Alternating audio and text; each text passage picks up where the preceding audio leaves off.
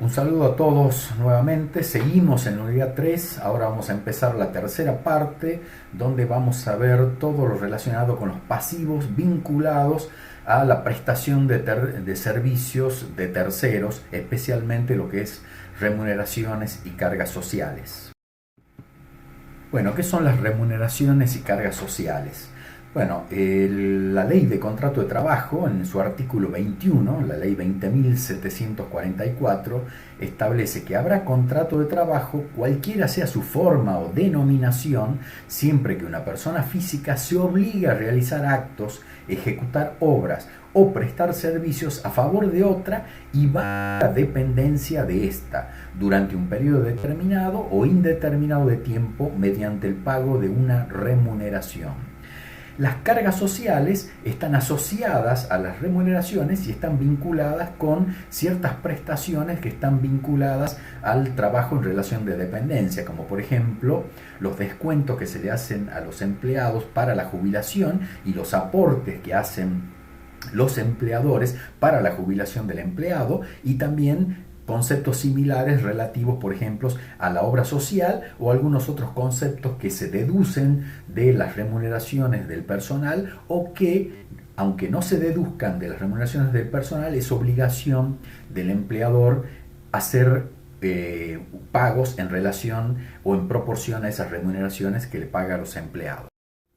Podemos decir que hay dos grandes grupos de retribución a través de remuneraciones. Uno es por tiempo, por el transcurso del tiempo, o sea, por tener la fuerza laboral del empleado dispuesta en un tiempo determinado, que se puede dividir en sueldos, que generalmente son de carácter mensual, y jornales, que en general están vinculados con la prestación durante un tiempo determinado en una jornada que puede ser diaria o semanal. Y también el otro esquema es por rendimiento, que dentro de esto tenemos las llamadas comisiones, que generalmente son en proporción o un porcentaje respecto a los logros que tiene el empleado en relación a su trabajo. Por ejemplo, si es un vendedor, será un porcentaje vinculado con las ventas que él pueda realizar, o puede ser a destajo, que en ese caso sería relacionado con la cantidad de unidades que produzca en un tiempo determinado. También podemos decir que las remuneraciones pueden tener carácter remunerativo o no remunerativo. En el primer caso son aquellas sobre las cuales se aplican los descuentos de ley de las cargas sociales, como jubilaciones, aportes a obra social o algún otro aporte que haya que realizar, y también se tienen en cuenta para el cálculo de otras retribuciones que están vinculadas, como por ejemplo el sueldo anual complementario o vacaciones. Y las que son de carácter no remunerativo, justamente no se le hacen los descuentos de cargas sociales y en general no se tienen en cuenta para el cálculo de el sueldo anual complementario, o también llamado aguinaldo o vacaciones. ¿Cómo será la registración contable de una retribución a un empleado? Bueno, tenemos un momento de la captación del dato, un momento de la registración del dato y un momento del devengamiento de ese servicio que nos presta el empleado. En este caso vemos que tenemos una registración diferida y un devengamiento inmediato. El ejemplo de esto es, una liquidación de sueldos de un mes cualquiera. El empleado realiza su trabajo desde el día primero hasta el último día del mes y a lo largo de ese periodo él va devengando su derecho a cobrar la retribución. Al final del mes tenemos que registrar el devengamiento de esos sueldos y registrar el pasivo que tenemos con ese empleado por los sueldos a pagar. Entonces tendremos un aumento de pasivo en el haber y tendremos ya sea un resultado negativo o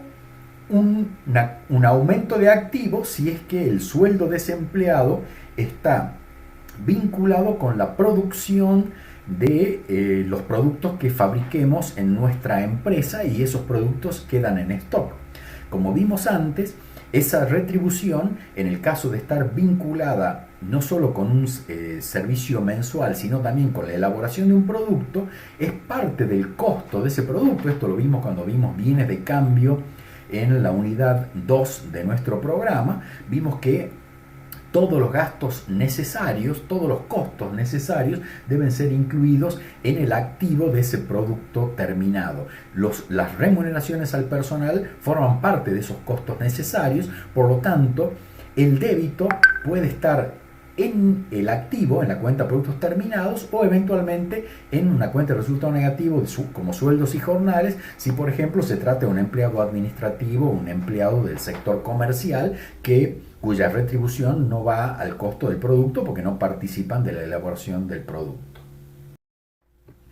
¿Cómo será el asiento contable según sea el caso que planteamos antes? Bueno, si es un resultado negativo, debitaremos una cuenta de resultado negativo denominada sueldos y jornales, por 1.000 pesos supongamos, a sueldos y jornales a pagar, que sería el aumento de pasivo.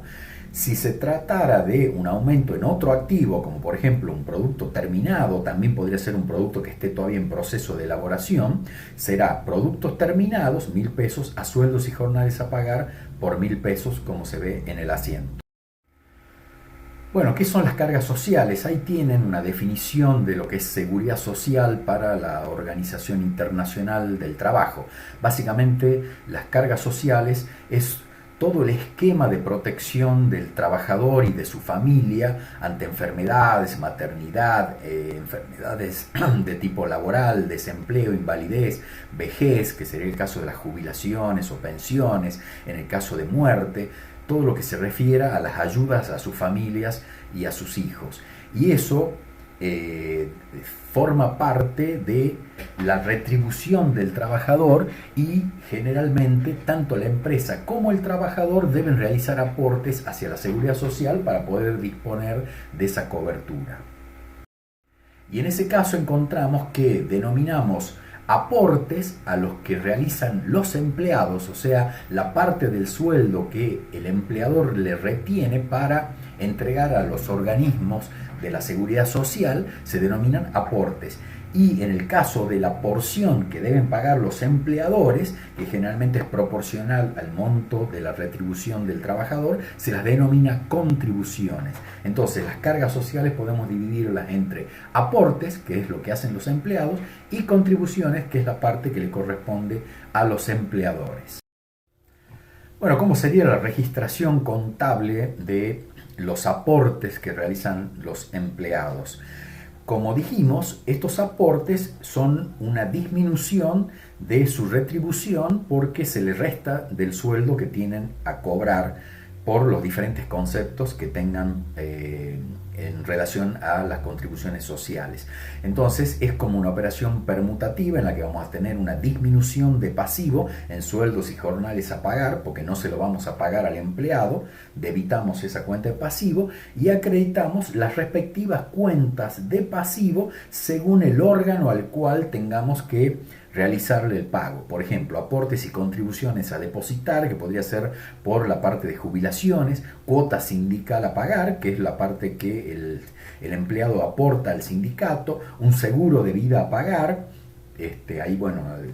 los ejemplos numéricos están ahí, que van al haber. Entonces, bueno, el debe 250 pesos y en el haber la suma total también da 250 pesos. Esto está planteado como si fuese un segundo asiento después de haber hecho el asiento de devengamiento que vimos en las filminas anteriores, pero en realidad todo este cálculo podría surgir de un único asiento en el cual, al hacer el devengamiento, debitaríamos la cuenta de resultado negativo por la retribución completa y acreditaríamos sueldos a pagar por el neto que cobraría de bolsillo el empleado, y acreditaríamos todas las cuentas que estamos viendo en este asiento en ese momento. Se puede hacer con dos asientos o todo en un único asiento, y igual la operación quedaría bien reflejada. Bueno, acá vemos en una sola diapositiva todo lo que dijimos antes. Lo que está encima de la línea horizontal de color naranja es el esquema con dos asientos, el esquema desdoblado que estuvimos viendo. Pero como yo les dije antes, todo podía haberse hecho en un solo asiento, y es el esquema que está reflejado en los asientos que están en la parte inferior. Lo de la izquierda es cuando usamos una cuenta de resultado negativo, que sería para el caso de empleados del área comercial o del área administrativa, lo de que está al lado derecho, cuando dice aumento de otro activo, en este caso estamos tomando como ejemplo productos terminados, es el caso de aquellos empleados que trabajan en la fábrica y cuyo sueldo en realidad se devenga con el tiempo, pero forma parte del costo necesario de ese producto que ellos fabrican o que ellos colaboran para fabricar. Ahora vamos a ver también cómo se registran la parte de contribuciones. Recuerden que dijimos que todo lo que se denomina cargas sociales, tenemos la parte de aportes que realizan los empleados, que se deduce del monto de su salario, del monto bruto de su salario, y la parte de contribuciones, que es un extra que aporta el empleador a los diferentes organismos de la seguridad social. Obviamente, como esto es un aporte que hace el empleador, utilizaremos una nueva cuenta de resultado negativo que denominaremos contribuciones patronales. Y también, por supuesto, si se trata de un empleado que trabaja en un sector productivo, eventualmente, en lugar de utilizar contribuciones patronales,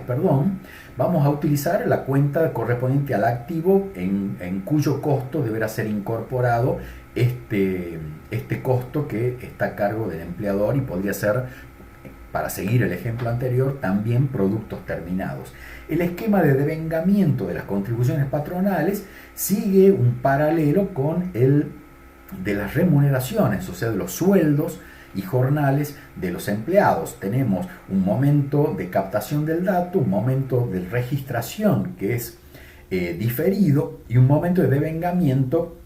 que es inmediato, que normalmente se hace al final de cada mes junto con la liquidación de sueldo. El esquema es similar, va a funcionar de la misma forma que las cuentas de sueldo, nada más que esto se va a referir a contribuciones patronales. El nombre de la cuenta de resultado negativo será contribuciones patronales en lugar de sueldos y jornales, por ejemplo. O si se trata de una retribución que está vinculada con un producto terminado, se usará la cuenta productos terminados. Bueno, ahora vamos a seguir un ejemplo ya combinando todo el esquema de cargas sociales, tanto en lo que es aportes y contribuciones patronales. Supongamos que tenemos un empleado que cobra 40.000 pesos, el asiento original de devengamiento de ese sueldo, usando una cuenta de resultado negativo, vamos a suponer que no forma parte del costo necesario de otro activo, vamos a debitar sueldos y jornales por 40.000 y sueldos a pagar por 40.000. Ahora bien, los aportes que va a realizar el empleado, supongamos que sean del 17% sobre su sueldo total, entonces tendremos que hacer un segundo asiento, porque en realidad el empleado no va a cobrar los 40.000, sino que va a cobrar los 40.000 menos el 17%, entonces vamos a reflejar eso a través de debitar la cuenta sueldos y jornales a pagar y acreditando la cuenta aportes y contribuciones a depositar por el monto que no le daremos al empleado, que se lo vamos a restar a él, sino que se lo vamos a dar a los diferentes organismos de seguridad social o a los que haya que hacerles el depósito, como por ejemplo puede ser la cuota sindical. En este caso, el 17% sobre 40.000 es 6.800. Y en la parte de abajo vemos si estos dos asientos que acabamos de ver se hubiesen hecho en un único asiento, tendríamos sueldos y jornales 40.000, a aportes y contribuciones a depositar 6.800, que sería el aumento de pasivo que refleja lo que tenemos que pagarle a los organismos de la seguridad social, y a sueldos y jornales a pagar, que sería 33.200, que sería el neto que cobraría de bolsillo, se dice, el empleado de su retribución, que en bruto es de 40.000 pesos. Y luego, supongamos que las contribuciones patronales son del 33%, tendríamos un costo adicional que tiene que cubrir la empresa y usaríamos una cuenta de resultado negativo denominada contribuciones patronales por el 33%, que son los 13.200 pesos, a la cuenta aportes y contribuciones a depositar por los mismos 13.200 pesos. Otro concepto que entra dentro de las remuneraciones del personal, que es muy importante y tiene una característica especial, es el sueldo anual complementario, SAC, se le suele decir por las siglas, y también llamado aguinaldo. Este es una retribución que se paga en 2 periodos anuales coincidentes con los meses de junio y diciembre de cada año. Si bien es cierto, la ley en los últimos años estableció una fecha de pago especial, no vamos a entrar en ese detalle del momento en el que hay que pagarlo, pero básicamente se debe pagar junto con la retribución de junio y con la retribución del mes de diciembre. ¿Y cómo se calcula? Se calcula como el 50% de la mayor remuneración mensual devengada en ese semestre previo. Por lo tanto, lo que tenemos que buscar al momento del devengamiento es cuál fue la mejor retribución que tuvo ese empleado entre los meses de enero a junio y pagarle ese 50%, y luego en el segundo semestre haremos el mismo cálculo. Veremos desde julio a diciembre cuál fue la mayor retribución mensual devengada en ese periodo y le pagaremos en diciembre el 50% de esa mejor retribución mensual. Ahora, ¿cuál es el tema del cálculo del devengamiento? ¿Cuál es el hecho generador del aguinaldo? El aguinaldo o el SAC, el sueldo anual complementario, se paga sí o sí por el mero transcurso del tiempo y de la prestación laboral del empleado a lo largo del semestre. Cualquiera sea el acontecimiento, el empleado el hecho generador es justamente el trabajo del empleado, a lo largo del semestre. En la medida que el empleado va trabajando y va cobrando su salario, va generando el derecho a cobrar la retribución denominada sueldo anual complementario en proporción al tiempo que haya trabajado. Es decir, que si el empleado deja de pertenecer a la empresa por el motivo que sea, por una renuncia o porque fue despedido en cualquier momento dentro de ese semestre sobre el cual se calcula el aguinaldo, se debe hacer un cálculo proporcional de lo que él fue ganando hasta ese momento en el que deja la empresa. Entonces, si se fue en el mes 4, cobrará 4/6 de ese 50%, por dar un ejemplo. Y si permanece en la empresa, por supuesto, junto con el sueldo de diciembre o con el sueldo de junio, depende del semestre que estemos hablando, cobrará ese medio sueldo correspondiente a la mejor retribución de ese semestre. ¿Cuándo vamos a registrar ese devengamiento? Bueno, en realidad lo que correspondería es ir registrando la proporción que le corresponde al cierre de cada mes junto con el devengamiento del sueldo del mes. Y aunque no va a cobrarlo en ese momento, porque ya sabemos que se cobra con el sueldo de junio o con el de diciembre, como ya se produjo el hecho generador de una porción de ese aguinaldo, podríamos ir reflejando la deuda de la empresa a través de ese devengamiento. Si la empresa no determinara resultados mensuales, que en realidad no debiera ser así, se registraría en el momento en la liquidación de junio o de diciembre, o si hubiese un cierre de ejercicio en cualquier mes intermedio de ese semestre, también estaríamos obligados, debido al cierre del ejercicio, a registrar ese devengamiento de la porción que ya se ganó de ese medio sueldo, de ese 50% de la mejor retribución hasta dentro de ese semestre. Pero en realidad lo que correspondería a toda empresa que lleve una contabilidad prolija y que se utilice para la toma de decisiones es ir reflejando mes a mes la porción devengada de ese sueldo anual complementario. Bueno, ahora vamos a ver un esquema de un semestre completo donde vamos a ver que la retribución del empleado puede ir variando a lo largo de los meses, subiendo o bajando, como está armado acá. Fíjense que el primer mes dice enero o julio, porque depende del semestre que se trata. El segundo dice febrero o agosto, y así hasta llegar a junio o diciembre, que sería el momento en el que se haría el devengamiento definitivo y el pago, obviamente, del sueldo anual complementario, que recordemos es el 50% de la mejor retribución dentro del semestre.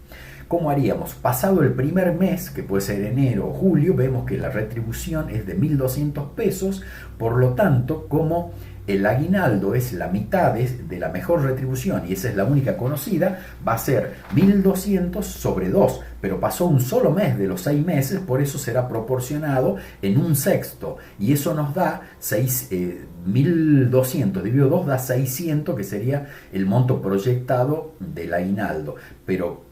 tenemos que tomar un sexto de 600, lo que nos da 100 pesos. Entonces haremos un asiento reflejando una cuenta de resultado negativo, que puede llamarse sueldo anual complementario o aguinaldo, por 100 pesos al debe, y una cuenta de provisión para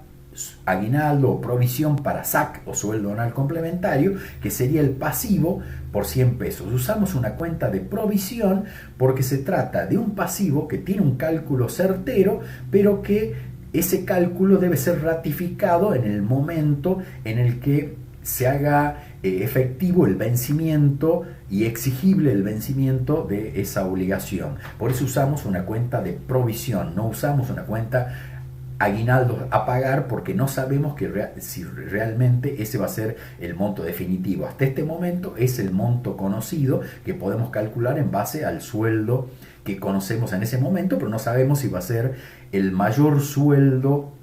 del semestre, que es el requisito para el aguinaldo. Veamos, en el segundo mes el sueldo sigue siendo 1.200 pesos, entonces volvemos a hacer el cálculo de cuánto ya tiene devengado este empleado hasta el segundo mes y en ese caso llegamos a la conclusión de que es 200 pesos. Como ya habíamos registrado el mes pasado 100 pesos, 200 menos 100 pesos, tenemos que hacer un asiento por los 100 pesos para llegar a los 200. En el tercer mes vemos que la retribución del empleado pasa a ser 1.800 pesos. Entonces, bueno,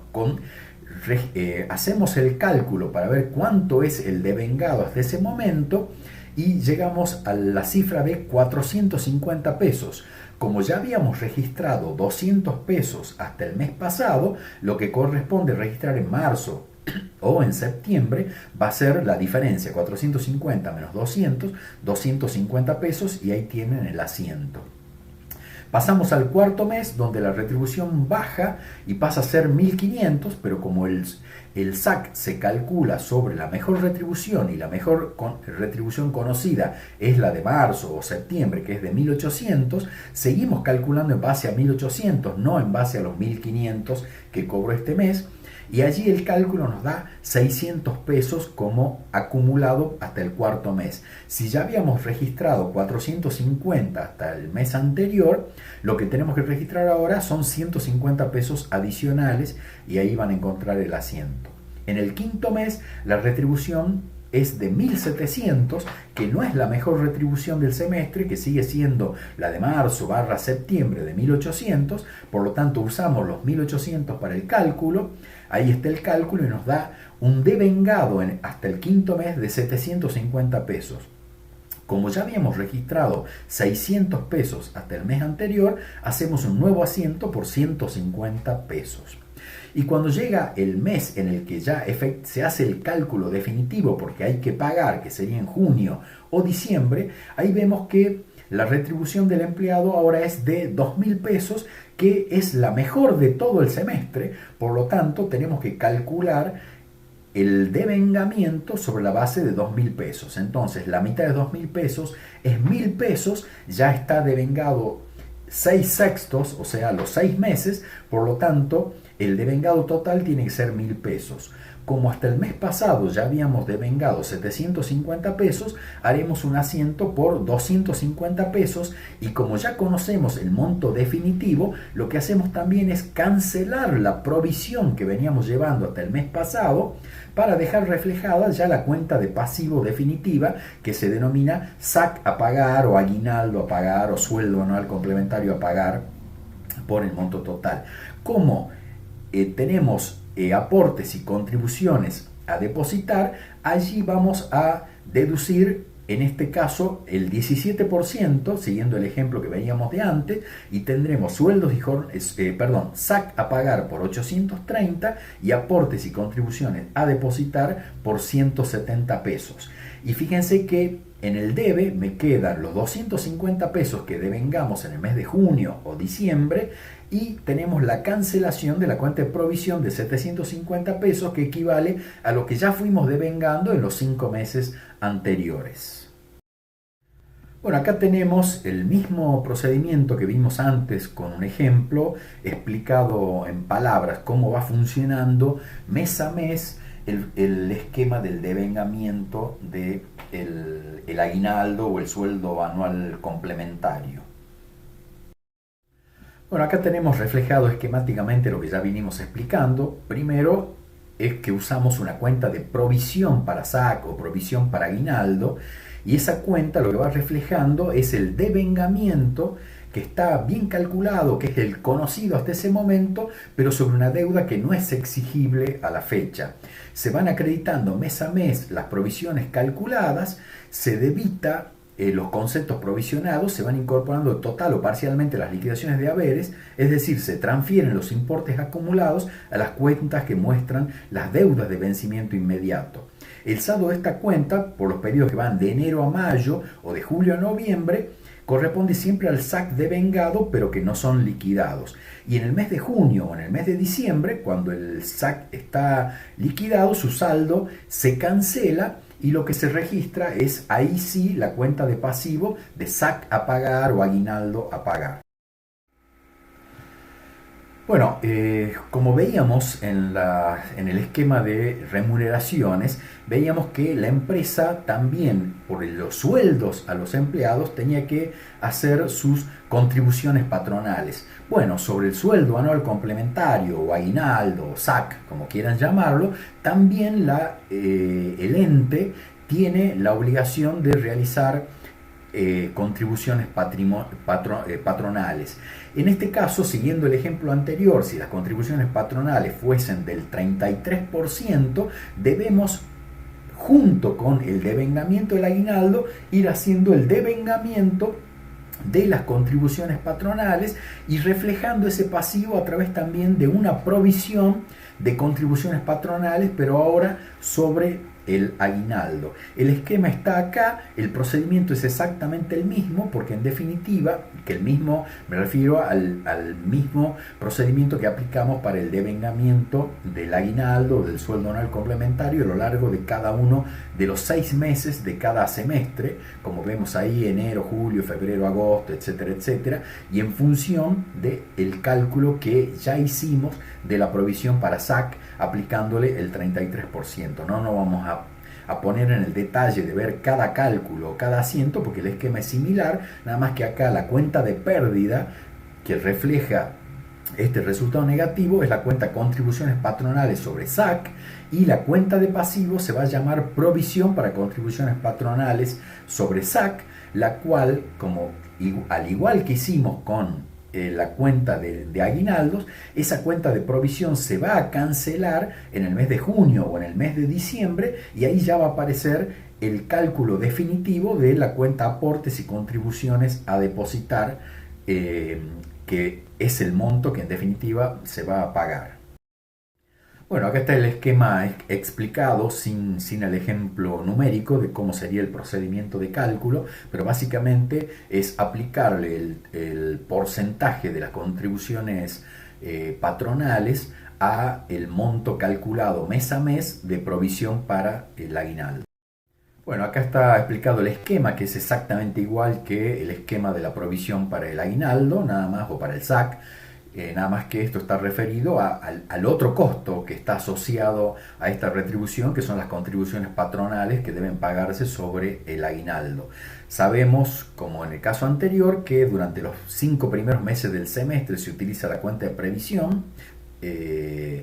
la cuenta de provisión, no previsión, provisión, entre enero y mayo o entre julio y noviembre, y en el mes en el que se produce la liquidación final del aguinaldo y por lo tanto la liquidación final de las contribuciones patronales, que sería en junio o en diciembre, se cancela esta cuenta y aparece la cuenta de pasivo que refleja esa deuda por las contribuciones patronales sobre el aguinaldo.